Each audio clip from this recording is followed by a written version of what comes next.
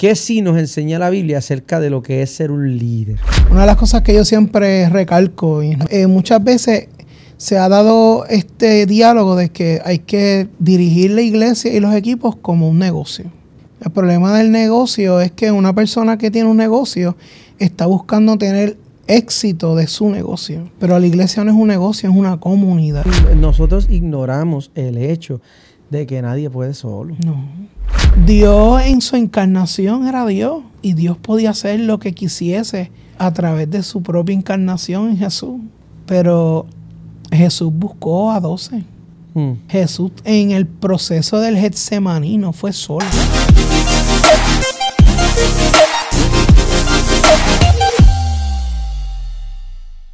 Saludos, bendiciones para todos. Mi nombre es el pastor José Pedraza y estoy contento de que ustedes estén conectados con nosotros en nuestro podcast. Esto es lunes, hoy es lunes y esta es nuestra segunda temporada y quiero invitarte a que te suscribas al canal, a que le des like a los videos, a que puedas comentar y aportar a nuestra conversación y a que estés pendiente todas las semanas.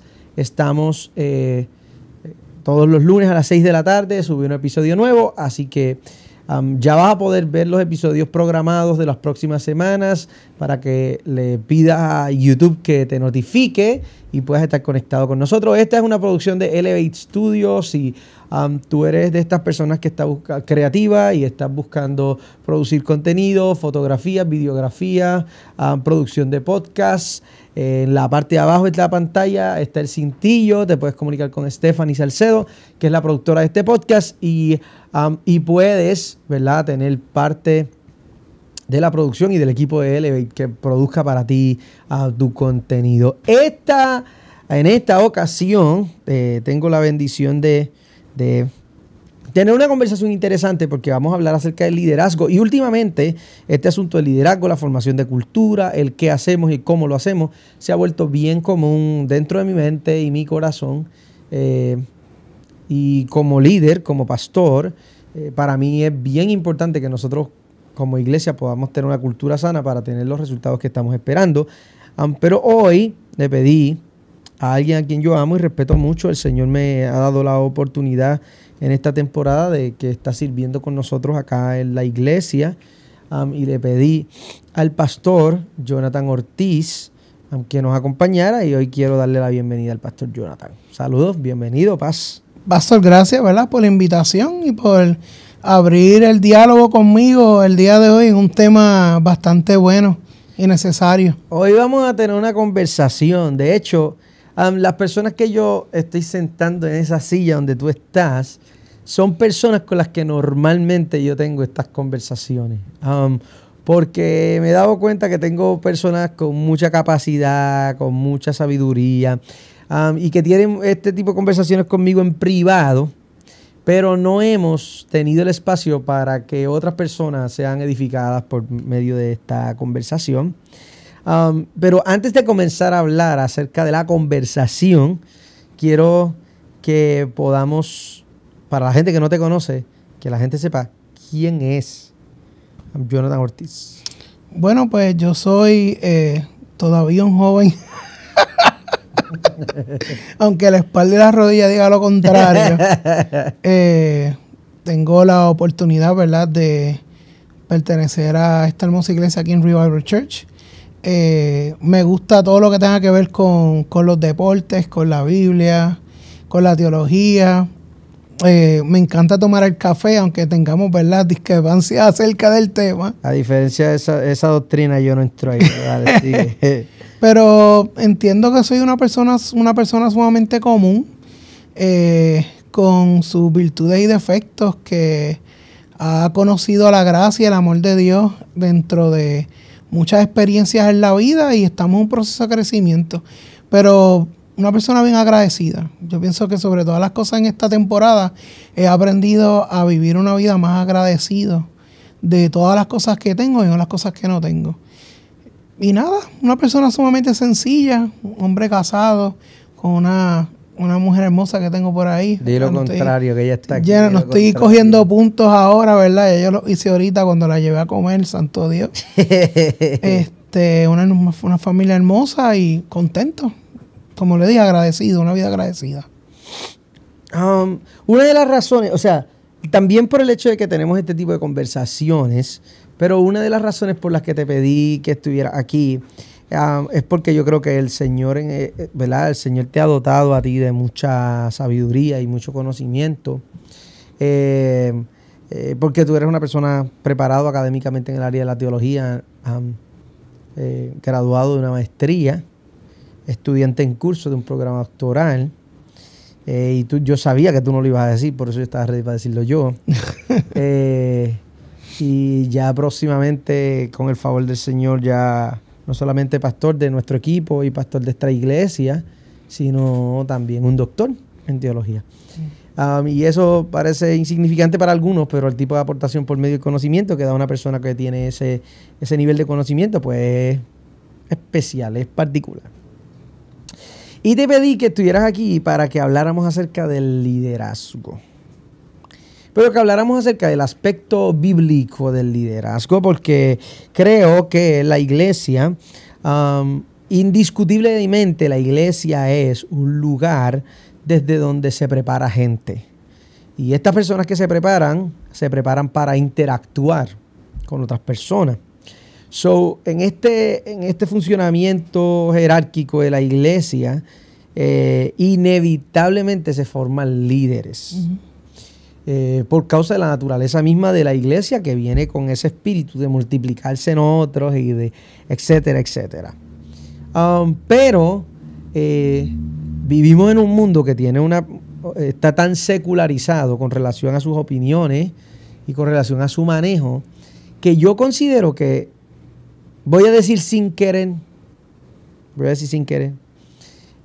sin querer queriendo, hemos secularizado y estandarizado al nivel del profesionalismo lo que debe ser el liderazgo dentro de la iglesia, que sin darnos cuenta hemos desarrollado liderazgos tóxicos, ambientes tóxicos, ambientes que son emocionalmente dañinos para las personas que sirven en algunos lugares, ambientes que en algunos lugares se vuelve bien difícil de poder llegar, servir, se nos hace bien difícil estar dispuestos, nunca somos suficientes, nunca llegamos, etcétera, etcétera, etcétera. Y nosotros, desarrollando el liderazgo de esta iglesia, hemos buscado ser bien intencionales y bien cuidadosos, tratando de guardarnos las espaldas los unos a los otros como líderes pastorales para no caer ahí. Pero yo quiero que podamos definir en términos generales, de manera sana, de manera bíblica, cuál sí es un manejo sano en la Escritura, qué sí nos enseña la Biblia acerca de lo que es ser un líder. Si Jonathan Ortiz tuviera que definir lo que el liderazgo espiritual es, porque es diferente, ¿qué es el liderazgo espiritual? ¿Cómo se ve ese liderazgo bíblico? Yo pienso que una de las cosas que uno tiene que tener en cuenta al momento de ver el liderazgo dentro del contexto bíblico y dentro de un contexto de comunidad. ¿Verdad? Una de las cosas que yo siempre recalco, y el otro día estaba hablando con un amigo, era que muchas veces se ha dado este diálogo de que hay que dirigir la iglesia y los equipos como un negocio. El problema del negocio es que una persona que tiene un negocio está buscando tener éxito de su negocio. Pero la iglesia no es un negocio, es una comunidad. Y es una comunidad donde nosotros estamos llamados a crecer juntos, no importando que hayan personas que tengan tal vez unos roles donde tienen que ser líderes o dirigir a una comunidad.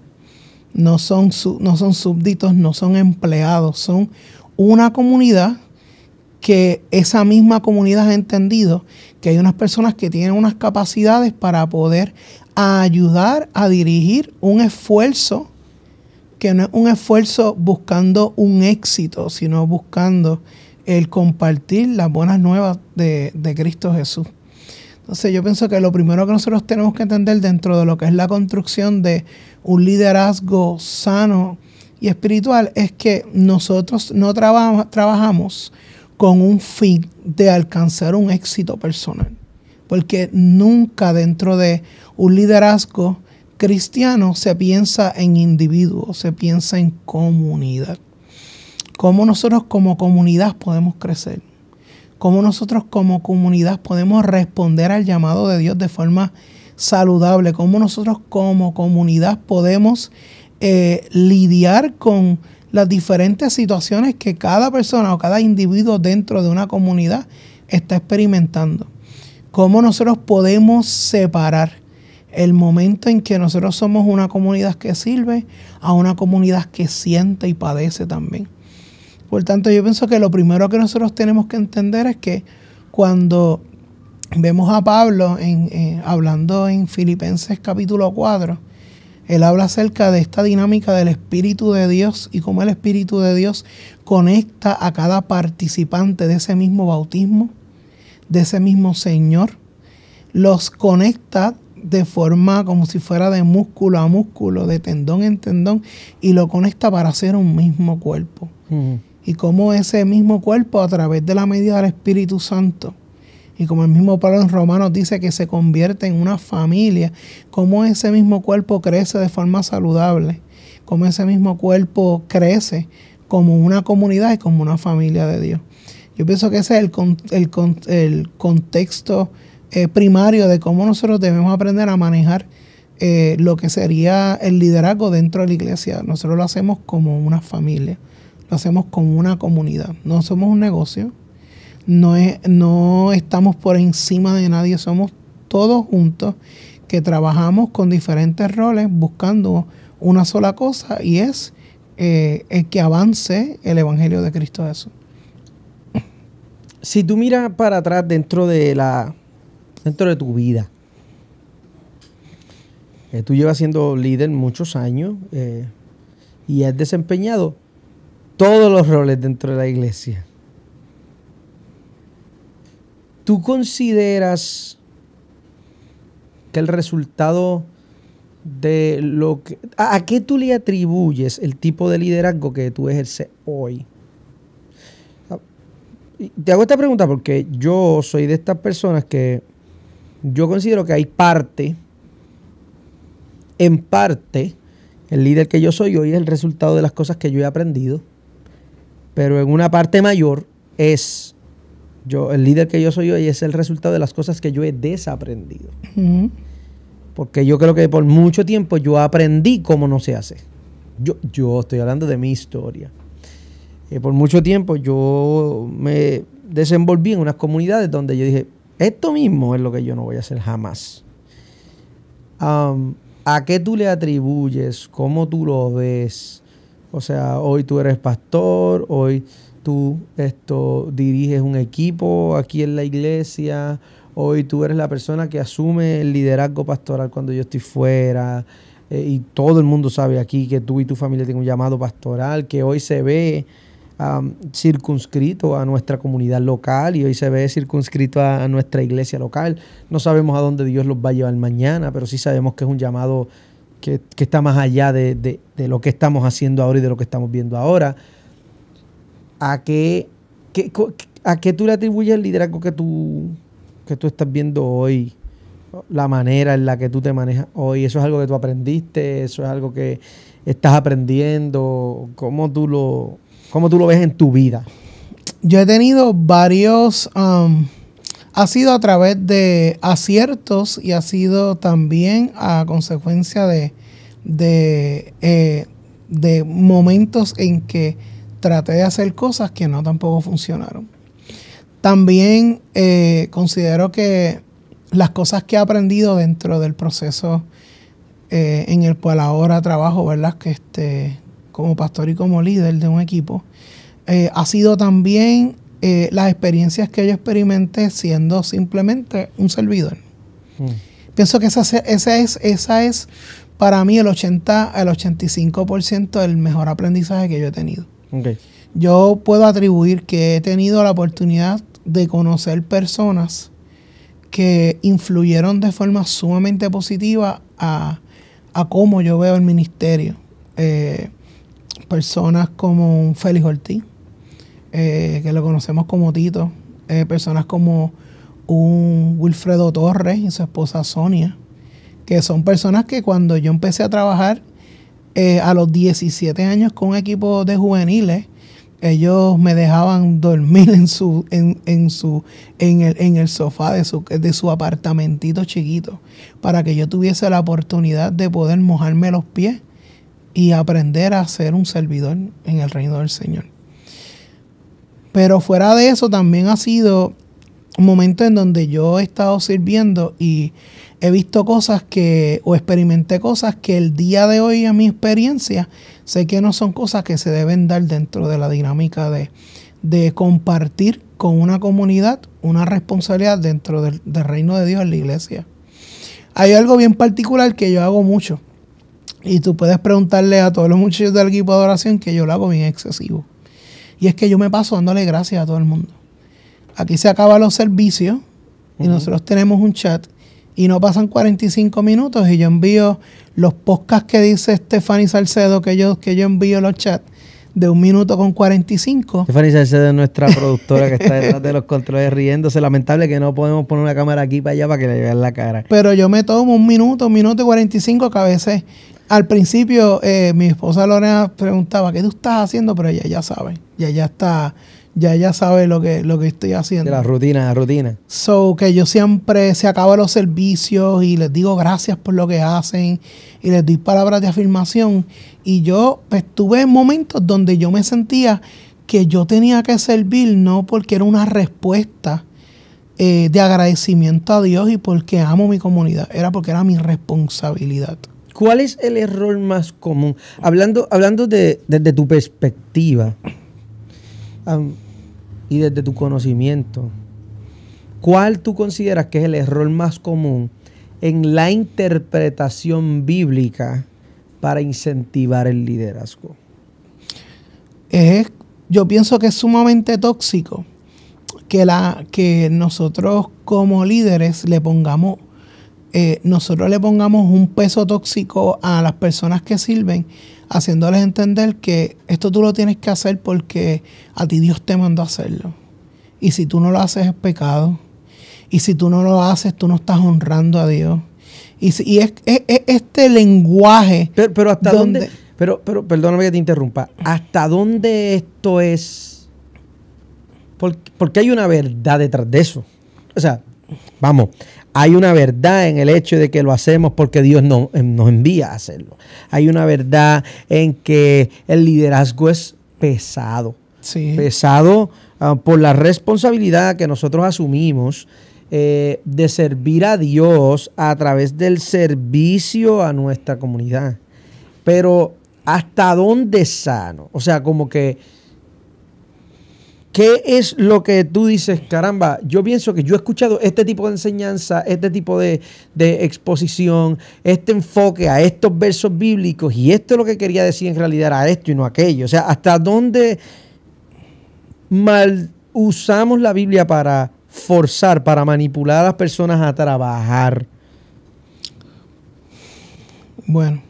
Está hablando conmigo, papi, dale sin miedo. Estamos aquí. Tú bueno, volviendo a lo mismo. Lo que sucede es que hay cosas que como tú bien dices, pero es al revés. La gente piensa que es maná, pero es piedra. A diferencia de lo como tú lo traes. Sí, hay una responsabilidad porque estamos manejando vida. Uh-huh. Pero no es una responsabilidad porque tú estás manejando mi ministerio. Uh-huh. Al momento en que yo pongo sobre la gente la carga de que lo que hacen no es un acto de agradecimiento o una respuesta al llamado de Dios, sino es que se sienten obligados a hacerlo, porque si tú no lo estás haciendo, tú estás fallándome a mí. Es cuando ya no tiene que ver con Dios, tiene que ver con mi imperio. Es tóxico cuando la gente se siente obligado. Que tiene que ver con cómo lucen las cosas. Exacto, se sienten obligados en hacer las cosas, no porque han sentido ese agradecimiento de Dios, y lo hacen porque nace de su corazón, sino de que a la misma vez es debido a que se sienten responsables con la gente que se sienten obligados a lo que están haciendo. No por la gente que sirven o por la comunidad, sino, espérate, si yo no hago esto, le estoy fallando a fulano y a sutano. No estamos pensando en que esto tiene que ver con la vida de la gente. No tenemos que ver que esto tiene que ver con la comunidad. Y nosotros tenemos que examinarnos a nosotros mismos. El ministerio sí, yo siempre digo que en el ministerio se sufre porque hay gente que sufre. Hay veces que dicen, no, el ministerio se sufre porque tú estás solo o porque las traiciones o por los... Realmente, y eso es algo que muchas veces he hablado con mi esposa, yo digo, en el ministerio se sufre porque tú ves que hay gente que tú amas que se enferma. Que hay gente que llegan a nuestras iglesias y por razones de que se tienen que mudar o se tienen que ir, se van, y eso uno lo sufre. Uno sufre porque hay personas que tenemos que parten con el Señor, y el desconectarnos desde esta perspectiva terrenal también uno lo sufre. Sufrimos porque hay gente que llega a nuestras iglesias heridos, y experimentamos ese dolor con los demás. En eso es que uno sufre, porque hay gente que sufre y vemos el sufrimiento. Pero si nosotros comenzamos a ver que nuestros equipos están sobrecargados, que nuestros equipos no están sufriendo, no porque están siendo comunidad, sino porque se sienten que están siendo oprimidos, que se sienten que lo están haciendo mal todo el tiempo, que esa es otra también. Yo creo que uno siempre quiere empujar a la gente a crecer, pero que constantemente tú hagas sentir a la gente que es incapaz de hacer lo que hace. Sí, insuficiente. Y a veces esas dinámicas se dan debido a que el líder quiere verse por encima de los que están. No, porque yo si hago esto, yo lo haría mucho mejor. No, porque tienes que hacer esto, porque tienes que hacerlo con excelencia. Pero ¿excelencia para quién? ¿Para Dios o para que tú luzcas bien? Cuando nosotros rompemos con el pensamiento de que esto es una comunidad, que aquí no hay unos, que aquí somos, cuando estamos pensando que todo tiene que ver con embellecer esta iglesia o embellecernos a nosotros como líderes, y no lo estamos viendo que estamos juntos agarrados de la mano, sirviéndolo a Dios, y hacemos estas cosas porque realmente amamos a Dios y queremos expresarlo a través de nuestro servicio, ya se convierte en algo sumamente tóxico, porque no le estamos sirviendo a Dios, le estamos sirviendo al éxito, le estamos sirviendo a hombres y a mujeres, no le estamos sirviendo a Dios, le estamos sirviendo a amar, avanzar y crecer.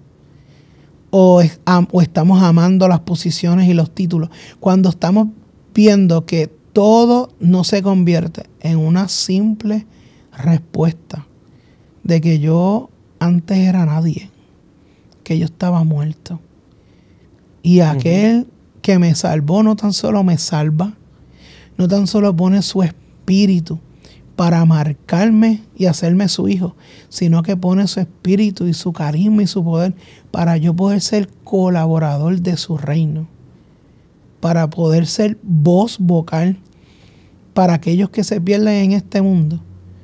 Y yo comienzo a dejarme llevar por simplemente construcciones populares del éxito y de engrandecerme y de verme o de hacer que otros se vean. Se desvirtúa por completo lo que realmente nosotros tenemos que hacer y por qué lo estamos haciendo. Y eso se vuelve sumamente tóxico. Yo creo que nosotros aquí no tenemos la receta, definitivamente no la tenemos. Pero hemos buscado ser intencionales en algunas cosas, y una de esas cosas que hemos buscado ser intencionales no es en lo que hacemos, sino en el cómo. Y a eso nosotros le llamamos cultura. ¿Cómo lo hacemos? Y yo vocalmente, siempre he sido bien vocal, explicando la idea de que yo no solamente tengo el llamado a mantenerme fiel a la iglesia, sino que mi llamado también es de mantenerme fiel a la manera en la que hacemos iglesia. ¿Cuáles son las cosas dentro de... Ustedes vienen de una experiencia, una vasta experiencia en la iglesia, y ustedes llevan con nosotros algunos años, pero las experiencias de ustedes fueron previas. ¿Cuáles son estas cosas dentro de la cultura? Ahora quiero que hablemos un poquito acerca de ti, de tu experiencia. No voy a hablar de las experiencias negativas, quiero que hablemos de lo contrario. Quiero que hablemos de la experiencia de cómo la cultura sana las malas experiencias de liderazgo. ¿Cuáles son esas? Me gustaría que me menciones dos cosas que tú dices, pastor, cuando yo llegué aquí, estas dos cosas a mí me chocaron. A mí, a mi esposa, a mi familia. Esto nos chocó y con el tiempo yo me di cuenta que nos chocó porque nos estaba sanando. Puede ser cualquier cosa, cualquier cosa. Bueno, yo en el retiro que nosotros tuvimos recientemente, para los que no saben a lo que se refiere el pastor Jonathan, es que nosotros aquí en la iglesia todos los años hacemos un retiro de sanidad interior y liberación. Y ese retiro de sanidad interior y liberación lo hacemos todos los años por un fin de semana. Y ese retiro es la vida de esta iglesia. O sea, le infunde mucha vida a la iglesia. Continúa. Entonces, en el encuentro, ¿verdad? Yo compartía en la parte que tuve de que cuando llegué a la iglesia, nosotros tenemos un hermano que se llama Abraham. Y Abraham siempre estaba en el parking. Entonces, yo estacionaba el carro y Abraham, donde quiera que estuviese, él salía. Y llegaba donde mí y me abrazaba. Y me decía, te amo. Y me miraba a los ojos y yo hacía. Y yo miraba a los ojos así. Y yo me sentía incómodo. Y no es porque un varón me está diciendo que me amaba, sino que yo no me sentía libremente en sentir en recibir esas expresiones y mucho menos darlas. No quería, yo quería estar de lejito. Estaba acostumbrado a esa experiencia de que yo estoy aquí, yo soy un recurso, o llegué aquí, me senté en esta sillita y tú allá y yo aquí. Pero eso de que llegar y que te abrazaban y que, ay, te amo. Entonces nuestro pastor Benjamín, que el pastor Benjamín da 10 abrazos por servicio, iba donde mí bien energético y me abrazaba. ¿Cómo estás, Jonathan? ¿Todo bien? ¿Sabes que te amamos? ¿Sabes que eres importante? Qué bueno verte. Y iba donde Lorena y la saludaba. Y iba donde Alondra y iba donde Daniel. Y esa experiencia, eso a mí me causaba tanta... me sentía tan incómodo. ¿Por qué? Porque bueno, se supone que no hablamos de cosas negativas, pero debido a las malas experiencias, uno levanta estas barreras a su alrededor. Okay. Donde pues yo le sirvo a Dios y soy yo con Dios y es mejor yo estar de lejitos porque cada vez que he abierto el corazón, lo que hacen es que lo pisotean y me fui. ¿Y cuál es el próximo? Ya yo había perdido la sensibilidad. Si uno le pierde como la esperanza. Sí, honestamente es más fácil simplemente hacer y no sentir. Yo estoy aquí, hago lo que tengo que hacer y me voy. Yo estoy aquí, poncho con Dios, me siento bien. Una experiencia de medicarme. Vengo a la iglesia a medicarme, a sentir paz y me voy. Si me necesitan para algo, pues yo lo hago, no tengo problema. Yo lo hago para Dios, yo le sirvo a Dios. Pero esa relación entre el servicio, Dios y comunidad es sumamente bíblico y es necesario. Dios en su encarnación era Dios y Dios podía hacer lo que quisiese a través de su propia encarnación en Jesús. Pero Jesús buscó a 12. Jesús en el proceso del Getsemaní no fue solo. Tanto así que hasta se quejó, porque ustedes no pueden velar conmigo ni una hora. Es que nosotros ignoramos el hecho de que nadie puede solo. No. Es imposible. Incluso el momento pico de nuestro evangelio, que es el Jesús crucificado, Lucas nos presenta una narrativa tan importante. Inclusive Dios en su momento de entregar su vida, tuvo uno al lado que creyó en él. Mientras los demás le rasgaron las vestiduras. Mientras hubo otro ladrón que dijo, sálvate tú mismo y sálvanos en el proceso. Mientras se burlaban, mientras decían que eras el rey, tú eres el rey de los judíos, hubo uno que dijo, acuérdate de mí. O sea, Lucas es tan intencionado que aún Dios en su propia encarnación, luego de haber experimentado, como dicen los teólogos, una separación entre esa comunión trinitaria que hay, cuando dice, Padre, ¿por qué me has desamparado? Él le dice, no dice ni Padre, dice Dios, porque me has desamparado. Es la primera vez que Jesús no menciona a Dios como Padre. ¿Por qué me has desamparado? Y dentro de ese proceso, Lucas presenta a Jesús con un ladrón que realmente merecía la muerte, creyendo en él. Y a veces uno se pierde la sensibilidad de conectar que la vida cristiana nunca es de solo. Y cuando Abraham hacía esas cosas, o Pastor Benji, como le decimos de cariño, hacía esas cosas, yo quería estar despegado de la gente. Pero dentro de ese proceso, Dios fue sanando y enseñándome que sí es posible que podamos vivir vidas de servicio y vidas de creyentes dentro de una comunidad sana y teniendo relaciones sanas. Dime otra cosa. Una cosa más que tú digas. Esta otra cosa para mí fue difícil de manejar porque yo considero que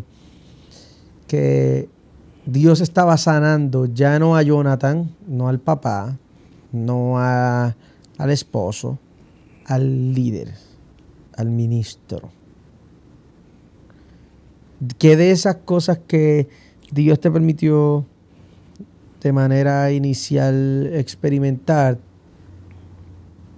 te devuelven esa hambre, ese deseo, porque ya me hablaste de que tú eres el que se queda por allá, que no se involucra mucho, que sonríe y saluda y se va corriendo, pero ¿qué es esto que ocurre donde ya es personal a tu llamado? Dios trabajando con el líder que hay dentro de ti, con el pastor que hay dentro de ti, con el predicador que hay dentro de ti, para volverte a la carga y que tú retomes lo que Dios te había dado en las manos.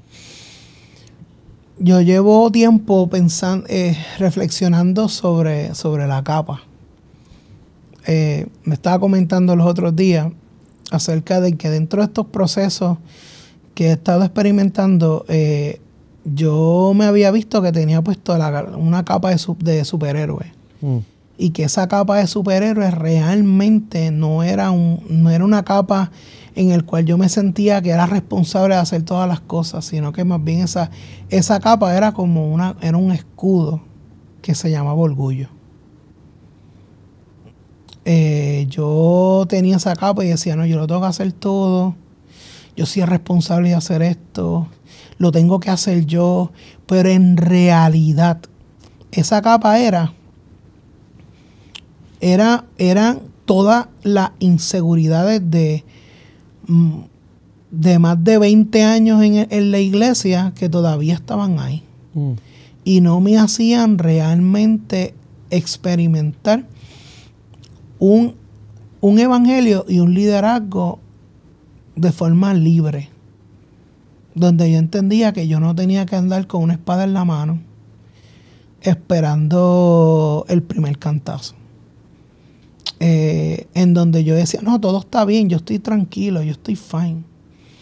Recuerdo cuando todo comenzó en una serie que usted trajo, de esas series que revuelcan la vida de todo el mundo. La serie, ¿cómo es que se llamaba la serie sobre el dolor? Heridas. Herida. Dios mío, Señor. Que by the way, hago un paréntesis aquí. En junio de este año viene Heridas parte 2. Bueno, yo me voy de vacaciones. Heridas parte 2 viene en junio, pero dale, sigue. Pues en Herida, cuando yo, dentro de las predicaciones, realmente te invita a un encuentro conmigo. Y dentro de ese proceso de reflexión, yo me di cuenta que yo tenía un montón de cosas que yo había metido debajo de la cama. Que dentro del vaivén de la vida, de estar haciendo esto, haciendo lo otro, yo me desconecté, como yo he dicho últimamente, lo tenía aquí en la parte de atrás de la cabeza y no me había dado cuenta. Y en ese proceso de esa serie de heridas y todo lo demás, yo empecé a encontrar cosas que hasta Lorena, mi esposa, me decía, y yo con la capa de superhéroe decía, no, eso de nada, yo no. No, yo creo que estás mal. Tanto fue así que me recuerdo que ya hablé con usted, estuve casi 3 semanas sin poder dormir. De un ataque que me dio de ansiedad generalizado. Y en ese proceso fue Dios que a mí me quebró. Y poquito a poco yo me fui dando cuenta que Dios estaba pidiéndome que yo entregara la capa. Yo recuerdo la primera vez que yo te dije que yo quería hablar contigo. Tú estabas al borde del desmayo. O sea, yo recuerdo cuando yo te escribí de manera orgánica, de manera natural, no había una situación. Yo pensaba que me ibas a regañar. No había una situación, Literal. no había nada. Yo simplemente dije, "Ay, yo quiero hablar con Jonathan." Y recuerdo esa vez que yo te dije, John, yo quiero hablar contigo. Y tu approach aterrorizante. O sea, tu approach fue, ¿qué pasó? ¿Está todo bien? ¿Qué yo hice? Pero podemos hablar ahora. O sea, era bien, o sea, era la muestra de que el liderazgo hacia ti fue un liderazgo bien complicado. Sí.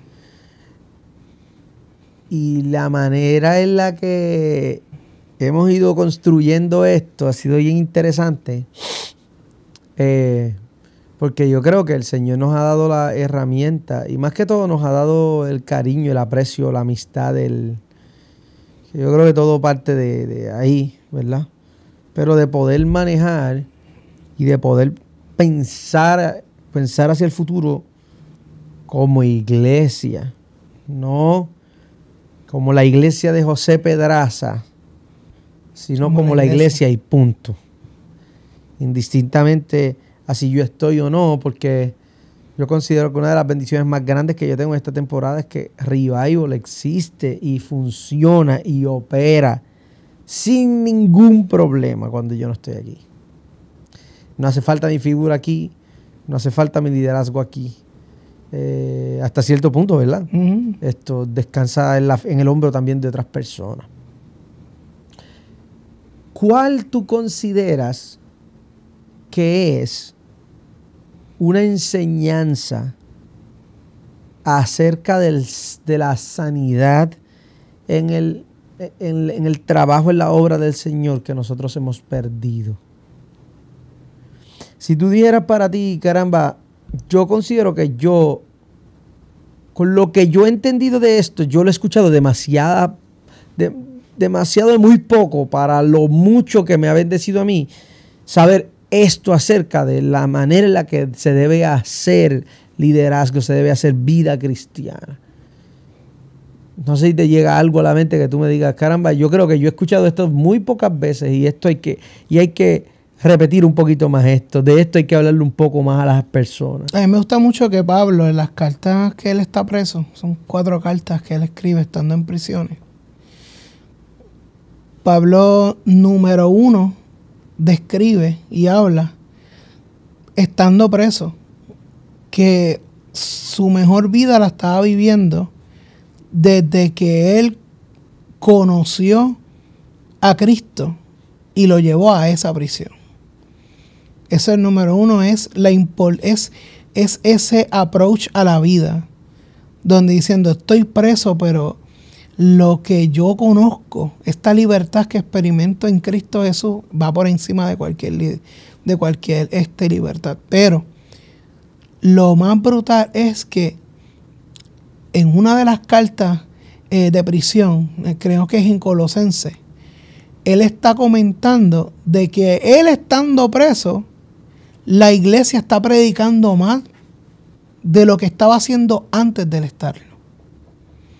Y es ver esta figura tan importante como Pablo dentro de las iglesias que Dios lo llamó a levantar y fundar. Y cómo él está diciendo, a pesar de que yo estoy preso, todavía la evangelización sigue moviéndose mucho mayor. Es ver este Pablo que entiende que la misión y el llamado de Dios va por encima de él. Que el llamado no era de él. El llamado era de la iglesia. Y eso es bien importante porque tú le estás dando él está dando a esa comunidad que tal vez está pensando, nosotros no sabemos si Pablo va a salir de ahí. Nosotros no sabemos si Dios lo va a libertar. Y Pablo está diciendo, ustedes están haciendo el trabajo. Ustedes siguen moviéndose. Dicen ¿verdad? Los exégetas que mientras más fuerte era la persecución, más había multiplicación de la iglesia. Que llegó un punto en que la gente dejaron de estar matándolos, diciendo, es que si nosotros los estamos haciendo mártires, se multiplican. Y ese reconocimiento de que Pablo saca un momento en su carta pastoral para decir, wow, ustedes están haciendo el doble de lo que estaban haciendo cuando yo caí preso. Es esas palabras de esperanza y de empoderamiento a esa comunidad diciendo, ustedes no dependen de mí. Vieron Pablo decir, mira, yo prosigo al blanco. Ustedes sigan hacia adelante. Doy gracias a Dios por lo que ustedes están haciendo. Ustedes tienen que vivir en alegría. Entonces, eso lo vemos en las cartas filipenses, hablando acerca de regocíjense. Ustedes están avanzando. Dios los está usando. Y muchas veces nosotros perdemos de vista que nuestro trabajo como líderes no es que nuestro prestigio se multiplique, es que la gente se multiplique, es que la gente crezca. Te hablo de mi experiencia. Yo empecé a trabajar con el equipo de adoración en un junio. Y una de las cosas que yo le he dicho siempre al equipo es que ellos no son ni la mitad de lo que eran 6 meses después. Yo voy a donde ellos y le digo, mira, ustedes, a la gente me va donde mí y me dicen, wow, el equipo de adoración está. Y yo digo, yo no he hecho nada ahí. Eso lo están haciendo ellos. Y verlos a ellos crecer, verlos a ellos y cambiar una cultura completa. Y otro evento que estaba hablando acerca de eventos que me trastocaron dentro de mi proceso de líder, fue en el encuentro también con Lemuel. Ese bochinche no se lo he contado todavía. No, esto me voy a enterar ya la misma vez.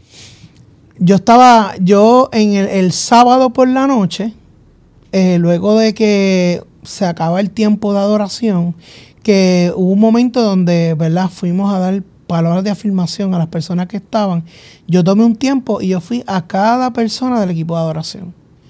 Y les di un abrazo, les di gracias por lo que hacían y palabras de afirmación de las cosas de forma individual, nada general. Conociéndolos a cada uno de ellos, hablándoles, diciéndoles. Y cuando yo voy a donde Lemuel yo le doy mis palabras de afirmación y Lemuel me corrige a mí. Porque yo le digo a Lemuel, no, porque yo los he visto crecer y la gente se pone bien contenta donde mí. Y yo le digo a la gente, no, si es que todo eso lo han hecho ellos. Y Lemuel me coge por la mano y me dice, tú estás mal. Y yo me quedé frío como un papel. Y yo, pero ¿y por qué te dice eso, Lemuel? Dice, tú no eres cualquier persona. Tú eres nuestro líder. Tú nos diriges a nosotros. Y yo morí. Y ahí otra vez vino la capa. No, yo no quise decir eso. Y traté de disimular. Pero es que no supe manejar sus palabras. Después yo le escribí al otro día y le pedí perdón. Dije, yo te doy gracias. Le pedí perdón. Pero me di cuenta que todavía la sombra de la capa viene por ahí de vez en cuando. Y me dijo, no, tú eres nuestro líder. Nosotros te seguimos a ti. Tú has hecho esto, tú has hecho esto, tú has hecho lo otro. Yo me quedé frío porque no supe cómo responderle. Uh-huh. Y en ese momento donde yo me di cuenta, como a veces uno hace las cosas desprendidas, uno no espera que te agradezcan nada. Y a veces uno piensa que uno hace cosas y tal vez no estaba haciendo nada, pero en ese momento me di cuenta que sí. Y en ese momento yo me di cuenta que mi trabajo no estaba siendo tóxico. Pues yo nunca estaba buscando el favor de nadie. Yo lo que quería era verlos crecer. Porque ellos son mis hermanos, son mis hermanas de la fe. Son mi comunidad. Son con la gente que yo me siento a tomar el café. Son con la gente que yo lloro cuando la paso mal. Son la gente que me levantan cuando llego aquí cansado y agobiado. Y ellos no lo saben. Y yo pienso que ese fue el mismo pensamiento de Pablo. Pablo no sabía si iba a salir de ahí. Inclusive cuando Pablo escribe la carta a Timoteo y le dice, ya yo estoy en mis últimos cartuchos. Esa carta de Timoteo es hermosa. Porque el problema que estaba pasando dentro del contexto de Timoteo es que se había levantado gente diciendo, no, los que tienen posición hay que verificar cuál es su genealogía. Ese es el problema del contexto. Que estaban buscando, no, es que la persona tiene que tener una genealogía pura. Y sabemos que Timoteo, su papá era griego. Y Timoteo estaba preocupado porque era un movimiento bien fuerte y comenzó a dudar. Por eso es que vemos a Pablo y dice, no, pues tú fuiste llamado a través de la imposición de manos. Y le habla acerca porque tu madre y tu abuela. Y ese verso, esa porción bíblica. Si nosotros no entendemos lo que está pasando ahí detrás, vemos a un Pablo diciendo, hazte fuerte en la palabra, exhorta, predica. Y aquellos que se han levantado en contra de la buena doctrina, cáeles arriba a través de la buena doctrina. Es Pablo teniendo cuidado de aquel que está siguiendo el legado, no de él, el legado de Cristo. Y él está diciendo ya, y esa carta es una carta de despedida hermosa, diciendo ya yo he peleado la buena batalla, ahora te toca a ti. Es un Pablo diciendo estoy orgulloso de la iglesia que Dios me ha permitido ver y crecer. Y yo pienso que esa debe ser la actitud sana, que cuando mucha gente piensa que Dios castigó a Moisés cuando no lo dejó entrar. Pero Dios es un Dios sabio. Dios sabía que esa batalla ya no le tocaba a Moisés. Imagínate a Moisés dentro de la tierra prometida con Josué y Caleb allí. Y la gente volviendo a donde Moisés y buscando dividirlo. Al que Dios le puso la visión de poder entrar fueron a esos dos muchachos, pero Dios fue bueno y le permitió a Moisés poder ver que llevó ese pueblo donde lo tenía que llevar y verlos vencer.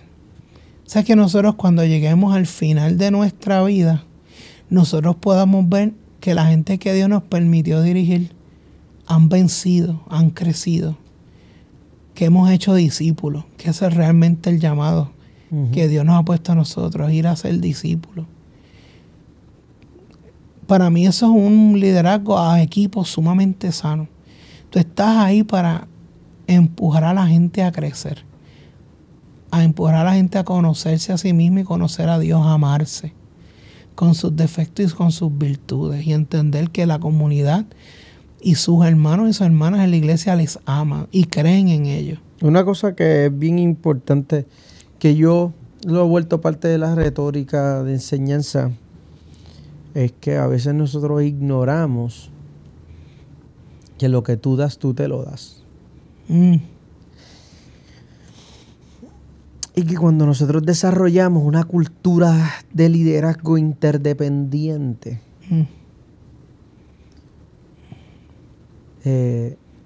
se cuida la esencia de quienes somos, más que proteger lo que hacemos. Porque nosotros tenemos esta tendencia a buscar brillar donde podemos ser reconocidos. Pero cuando nosotros nos perdemos entre la multitud, por eso es que nadie quiere ser pastor. Por eso es que preferimos otros títulos y otras cosas, porque el trabajo del pastor es en medio del rebaño. Y ahí no brilla nadie. Y entonces, desarrollar esa conciencia, en mi caso ha sido bien complicado porque yo vengo de un liderazgo tóxico. Yo vengo de aprender lo que es un liderazgo tóxico y yo vengo de ser un líder narcisista, tóxico. Y entré en un proceso de reconocimiento personal y que Dios empieza a desmontarte las piezas y que tú empieces a buscar accountability. No porque tú necesitas aprobación de nadie, sino porque tú estás tratando de cuidar el proceso. Porque tú no quieres repetir el malpractice de liderazgo que tú viviste en tu vida y que tú estás buscando que al final lo que tú haces aporte a otros, pero honre a Dios, porque al final lo que estamos buscando es que Dios sea exaltado y que el reino de Dios avance. Entrar en ese proceso introspectivo es bien complicado. Es bien complicado porque a nadie le gusta, porque todos queremos los aplausos, porque esa es la pecaminosidad del hombre. Todos nosotros luchamos con eso. A todo el mundo le gusta la capa, pastor. Claro que sí. Le gusta tener la capa. La capa significa control, privilegio, significa poder. Cuando nos quitamos la capa nos vemos desnudos. Somos iguales a los demás. Y hay gente que le tiene miedo a eso. Claro, porque es que tenemos miedo al rechazo. Vivimos con un terror al rechazo. Yo hablé hace unos episodios atrás con la pastora Erika y una de las razones por las que a mí se me hizo difícil cuando Dios me estaba llevando en esta transición era porque mi vulnerabilidad me hacía pensar: ¿quién rayos va a querer que alguien como yo lo lidere? ¿Quién va a querer seguir a alguien que es débil, que se cansa, que se fatiga, que se desanima, que le da ansiedad, que se deprime, que le dan ganas de salir corriendo y renunciar? Todo el mundo lo que quisiera es seguir un líder. O eso pienso yo, ¿verdad? Porque como vengo de un liderazgo tóxico donde yo nunca alcanzo, nunca es suficiente. Cuando yo digo, llegué, me suben la vara 10 escalones para arriba y nunca puedo llegar y siempre tengo este sentimiento de insuficiencia y de incapacidad, que ya yo me convencí. Fueron tantas veces, fueron tantos momentos, fueron tantos episodios de mi vida que yo me convencí, yo no voy a llegar, yo no soy esa persona, yo no voy a ser esa persona. Y yo creo que es el problema por el que mucha gente no responde al llamado. No tiene nada que ver, porque no tiene nada que ver con el hecho de que Dios no tenga un propósito en la vida de la gente. Tiene más que ver con el hecho de que la gente considera que no es capaz. Por el resultado de un liderazgo fracturado, un liderazgo tóxico. Si tú tuvieras que pensar vamos a ver hipotéticamente, tú te encuentras con una persona que es nuevo, que Dios lo lleva a prisa, que todo el mundo sabe que tiene algo de Dios. Pero esta persona siente un llamado y tú le ves el potencial, tú estás viendo ahí algo. Pero tú no sabes, pero esta persona no sabe qué pasos seguir o de qué cosas cuidarse para desarrollar este liderazgo saludable, bíblico, que trabaja con las personas, que sana y no destruye, que incentiva y no manipula. ¿Qué consejos tú le das? Pueden ser bíblicos, pueden ser prácticos, pueden ser lo que tú quieras. ¿Qué consejos tú le das a una persona que tú ves que tiene potencial? Tú ves que tiene un llamado, pero tú no tienes esta persona no tiene ni la más mínima idea de cómo comenzar a responder ese llamado para liderar a otros. Que Dios lo llamó tal cual como es. Hay veces que nosotros nos perdemos en el glamour y en las construcciones tóxicas y no bíblicas de lo que es el liderato. Inclusive, pastor, las personas que desarrollan lideratos que parecieran que son personas inalcanzables, porque soy sumamente perfecto, sumamente grande, yo soy el que soy, provienen de construcciones teológicas sumamente erróneas. Porque es cuando vemos que la debilidad es demonizada dentro del liderazgo. La cosa es que la forma en que Dios resolvió el problema cósmico del pecado fue haciéndose hombre, humanizándose. Los griegos mostripeaban a Pablo, le decían, el Dios tuyo se murió en una cruz como un ladrón. Cuando nuestros dioses no conocen la muerte y viven en palacios. Y sus palacios son tan y tan lejos que nosotros no los podemos ni alcanzar. Cómo tu Dios se hace carne, se muere y lo matan como un enemigo del imperio. Yo siempre digo que muchas veces uno de los graves problemas, y es porque muchos líderes caen en crisis o comienzan a tener liderazgos tóxicos, es porque se pierden en el glamour. Se convierten en el pastor, se convierten en el doctor, se convierten en el evangelista y en el profeta. Y Dios no llamó al pastor, ni al evangelista, ni al doctor.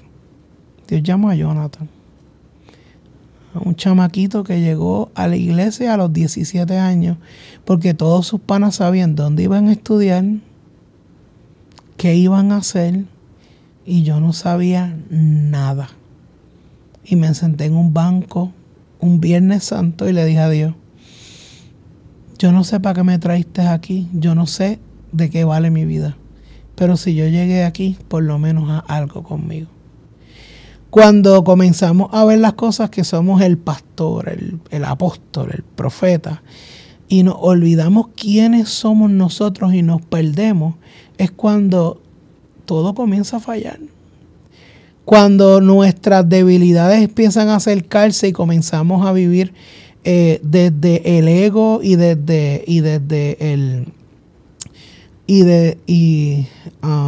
el orgullo, diciendo, no, yo no hago eso, no, yo no me meto ahí, no, yo no. Y es porque tenemos miedo a que vean que somos vulnerables. Y si las personas no comprenden o no quieren seguir a una persona vulnerable, es porque han estado expuestas a ese tipo de liderazgo tóxico, donde los líderes están a este nivel y yo estoy aquí abajo. Y lo triste de eso es que muchas veces esas personas, pastor, que tienen ese tipo de visión de liderazgo, son las personas más solitarias del mundo.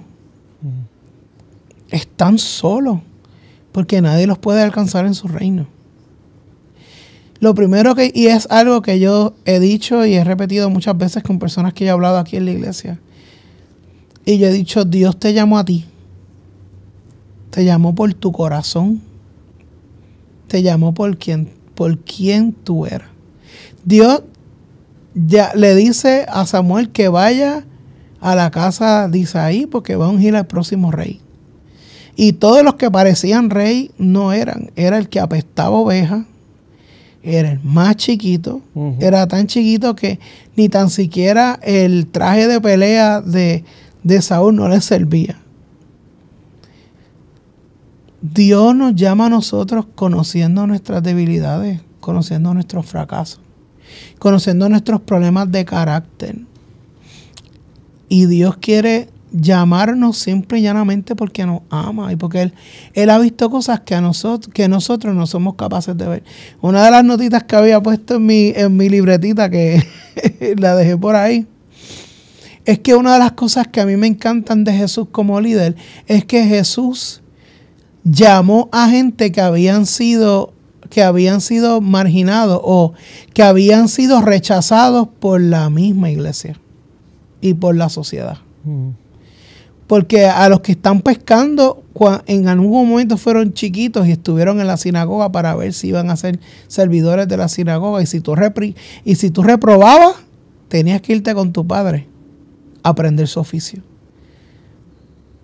Y a esos pescadores Jesús les dijo, yo los voy a hacer pescador de hombres.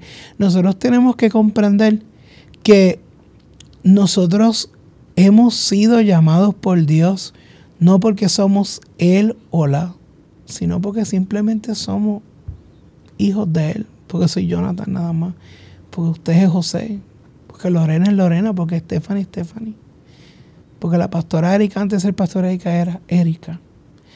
Y a veces nosotros nos cargamos tanto y nos sobrepreocupamos tanto y comenzamos a desarrollar pensamientos tóxicos donde tengo que hacer esto, tengo que hacer lo otro, Hay cosas que Dios en el proceso va a desarrollar en nosotros. Pero nosotros no nos podemos perder. En el momento en que nos perdemos en el clamor, en el humo, y cuando comenzamos a darnos cuenta que estamos bien arriba y no hay nada a nuestro alrededor, nosotros hemos perdido el foco. Ya casi para cerrar,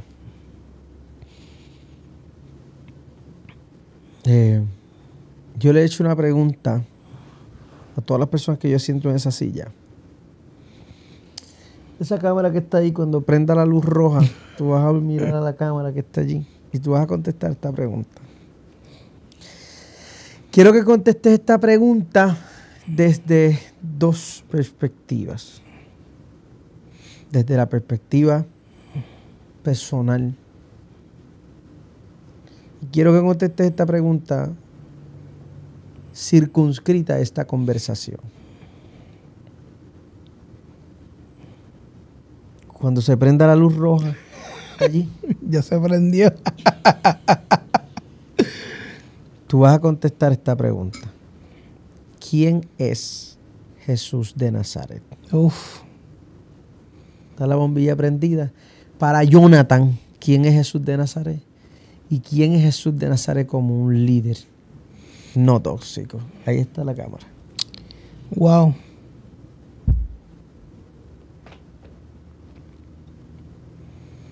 Ya, mano, esto es bien difícil.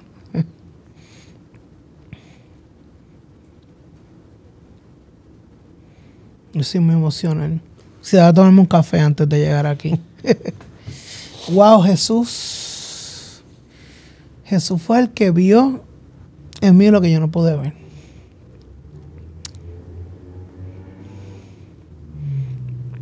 Jesús es el que me amó cuando yo no me supe amar. Jesús es el que me vio cuando perdí la vista y no pude encontrarme, perdido en mi dolor y en mi quebranto.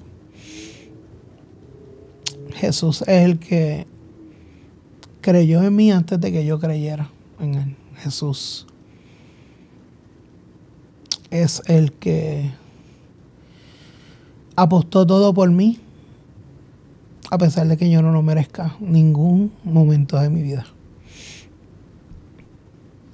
Jesús es el que tiene confianza, amor y gracia eterna sobre mí, a pesar que a veces lo olvide y a pesar que muchas veces desaproveche esa gracia, ese amor. ¿Y cuál era la otra pregunta? Circunscrito esta conversación. Oh, Jesús como líder. Wow, Jesús como líder. Jesús como líder número 1 lidera desde una construcción de dignidad. Jesús es aquel que dice que los niños son del reino de Dios y que tenemos que ser como niños para participar de ese mismo reino. Jesús es el que incluye, de acuerdo a Lucas, a las mujeres al discipulado y las hace discípulas. Es a la que le enseña a Marta que la sociedad la tenía amarrada a limpiar y recoger en la casa, pero que la mejor parte era con María, su hermana, sentada a los pies siendo discípula. Jesús es aquel que dentro de la casa de un fariseo era nadie, y delante de los discípulos la mujer que le ungía sus pies no era nadie. Y dentro de esos dos nadies en una casa, Jesús le dice: esto que tú estás haciendo el día de hoy será contado en la historia. Jesús como líder es capaz de ver lo que los otros no ven. Jesús es capaz de hacer discípulos a los que creen que no pueden ser discípulos. Jesús es aquel que quiere tanto en la obra de Dios en ti, que Juan dice de que Él es como el buen pastor, que da la vida por sus ovejas. Jesús como líder entendió que su llamado era morir en la cruz. Y Jesús como líder fue tan y tan grande que le dejó a la iglesia la mejor parte. Porque Jesús muere y resucita, y los que predican su acto son aquellos que los llamó sus amigos. Jesús es aquel que desde su exaltación vela que todos nosotros podamos alcanzar el propósito y el llamado por el cual Él nos llamó y nos dio a través de su espíritu la capacidad de hacerlo. Pero Jesús es aquel que nos permite a nosotros ser su iglesia, ser iglesia, y nos llama a que podamos nosotros encontrarnos con Él como su familia. Yo pienso que el liderazgo de Jesús es un liderazgo de Jesús demasiado importante para nosotros, que queremos ser otros líderes y hemos dejado de ser como Jesús. Y si nosotros queremos tener un liderazgo sano, tenemos que aprender a ser más como Jesús y menos como el exitoso o la exitosa. Pastor Jonathan, qué clase de podcast. Gracias por la conversación. En la parte inferior de este video vas a poder conectarte con el Pastor Jonathan. Pastor Jonathan no solamente es pastor y es líder, Pastor Jonathan también es escritor. Y escribió un libro súper interesante acerca del envejecimiento de nuestro país y la urgencia que tiene la iglesia de involucrarse de manera social con la realidad en la que estamos viviendo y cómo debemos nosotros también levantar nuevas generaciones que aprendan a honrar estos legados. Y en la parte inferior vas a encontrar la manera en la que puedes conectarte a través de las redes sociales con el Pastor Jonathan. Pastor, gracias por este tiempo. No, gracias por la oportunidad. Y nada, para usted, gracias por haber estado en nuestro podcast. Recuerde que todas las semanas, nosotros estamos todas las semanas, los lunes a las 6 de la tarde subiendo un episodio nuevo. Así que suscríbete a nuestro canal, comenta para que puedas involucrarte en nuestra conversación y dale like al video. Así que nos vemos el próximo lunes. Esto es una producción de Elevate Studio. Nos vemos una próxima semana. Chao, chao.